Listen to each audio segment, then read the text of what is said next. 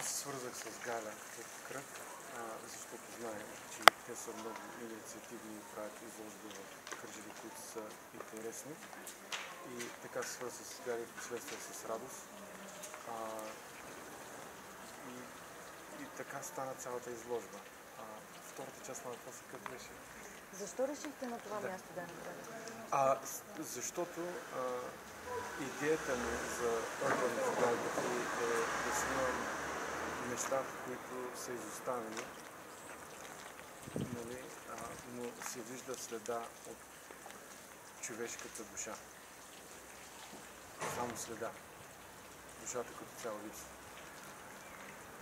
Мисля, че тютюневия или монопола е идеалното място за тази изложба, защото едно време тук са работили хиляди и хиляди хора и града е кипял като цяло с живот.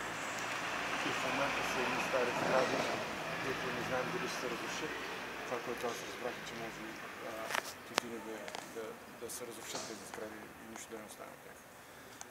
И затова мисля, че е идеалното място, където липсва душата, не има следа от душа. Това, което сте снимали, как го подбрахте, за да го представите сега тук? Трудно ли ви беше да подберете снимки? Те са си ваши, но все пак. Не, аз имам доста повече снимки снимах и просто тези, които ми харесват и които мисля, че имам. Не е само визуалното това, което се вижда, има нещо зад, има смисъл в самата снимка, има подтекст.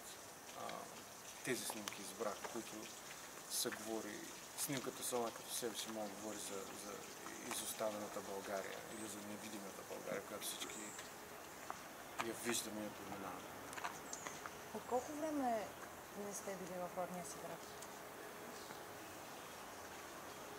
Аз се връщах веднъж на година, но за една седмица, 2 седмици, така че съм идвал често, не съм оставал. По принцип не живея в Кърджали от 20 години, 21 години. Тъжно ли ви е това, което виждате? Да. Аз първо бях много изненадан от това, което виждах. Населението на града е почти изчезнало. Аз израснах тук и имах невероятно детство в този град. И дори беше и комунистически строй и беше невероятно детство. В момента няма хора.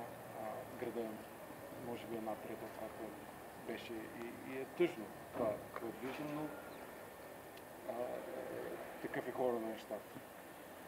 Благодаря са местата, които сте снимали в България. Значи снимах монопола, имам села снимани в окръга, които са напълно изоставени. Снимах училища.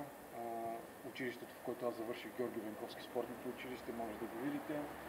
Също селскостопански се снимам, има няколко снимки от селскостопански. Това са в окръга местата, които се снимат. Благодаря. Дякую.